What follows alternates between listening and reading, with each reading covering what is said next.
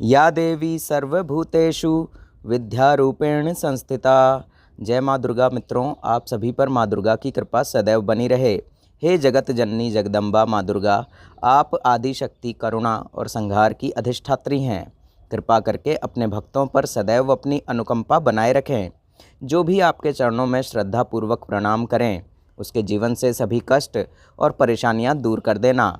माता रानी आप सभी को सुख, शांति और समृद्धि प्रदान करें, मन में भक्ति और प्रेम का संचार करें और सभी की मनोकामनाएं पूर्ण करें।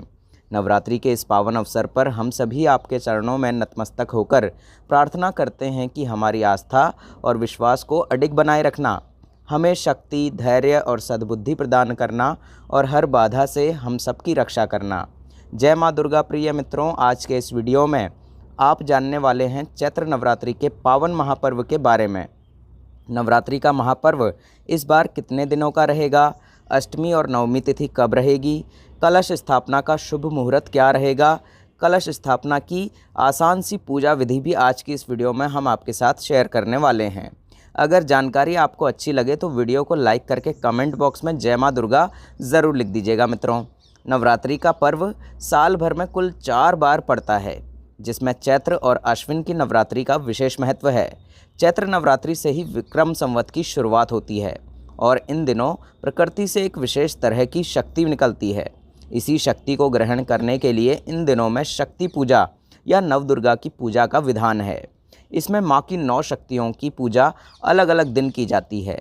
पहले दिन माँ शैलपुत्री स्वरूप की उपासना की जाती है और इस दिन से ही कई लोग 9 दिनों के उपवास रखते हैं। नवरात्रि के व्रत तो आप सभी रखते हैं, लेकिन क्या आप जानते हैं कि नवरात्रि साल भर में कुल 4 बार ही क्यों आती है? 5 बार, 6 बार या 2 बार क्यों नहीं आती?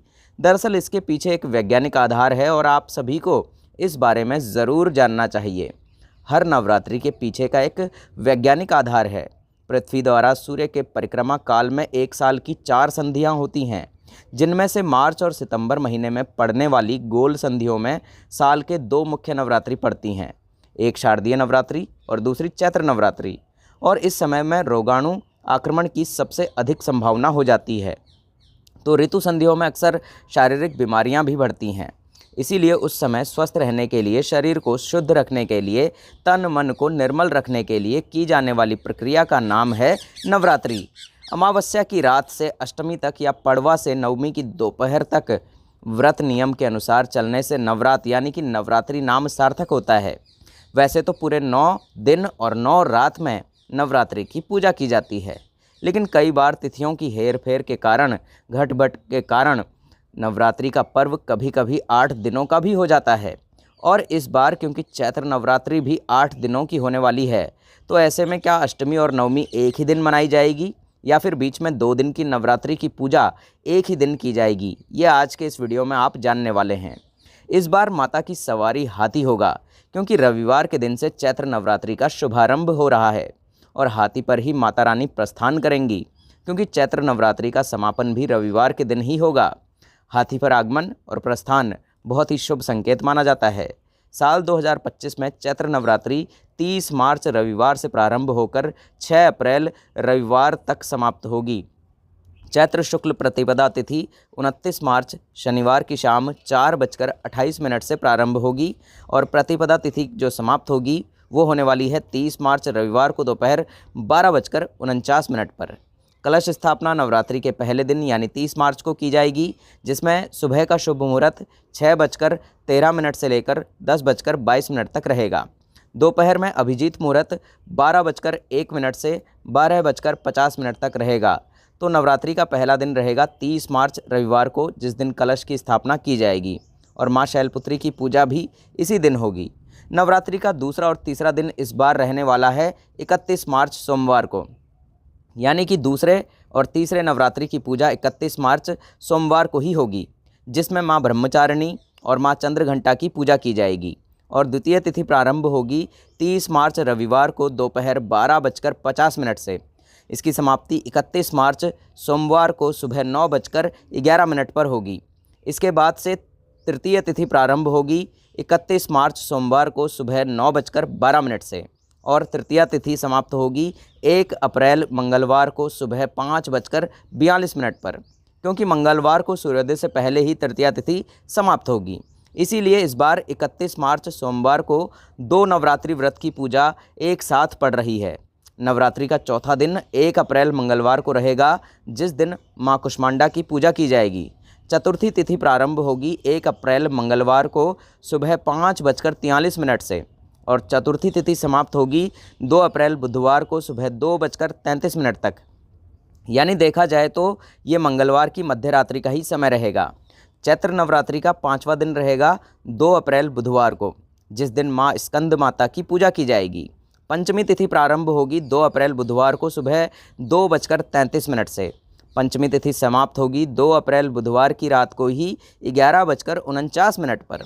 षष्ठी तिथि में माँ कात्यायनी की पूजा की जाएगी और छठा दिन रहेगा 3 अप्रैल गुरुवार को और षष्ठी तिथि प्रारंभ होगी 2 अप्रैल बुधवार रात 11:50 से और षष्ठी तिथि समाप्त होगी 3 अप्रैल गुरुवार रात 9:41 पर।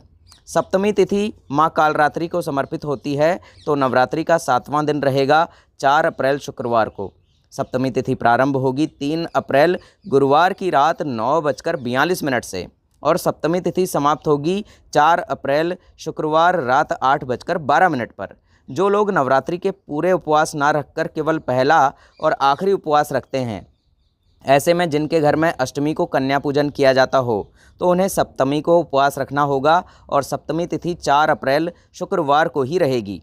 अष्टमी तिथि में माँ महागौरी की पूजा की जाती है, तो नवरात्रि का 8वां दिन रहेगा 5 अप्रैल शनिवार को और अष्टमी तिथि प्रारंभ होगी 4 अप्रैल शुक्रवार की रात 8:13 से और अष्टमी तिथि समाप्त होगी 5 अप्रैल शनिवार की शाम 7:26 पर। नवमी तिथि में माँ सिद्धिदात्री की पूजा की जाती है और 9वां दिन 6 अप्रैल रविवार को होगा और नवमी तिथि प्रारंभ होगी 5 अप्रैल शनिवार की शाम 7:27 से। नवमी तिथि समाप्त होगी 6 अप्रैल रविवार की शाम 7:23 पर और दुर्गाष्टमी रहेगी 5 अप्रैल शनिवार को।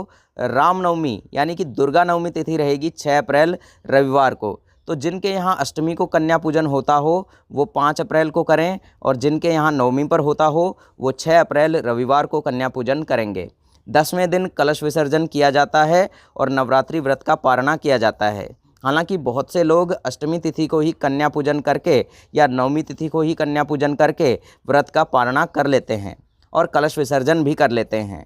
तो दशमी तिथि प्रारंभ होगी 6 अप्रैल रविवार शाम 7:24 से, जिसकी समाप्ति 7 अप्रैल सोमवार को रात 8 बजे होगी।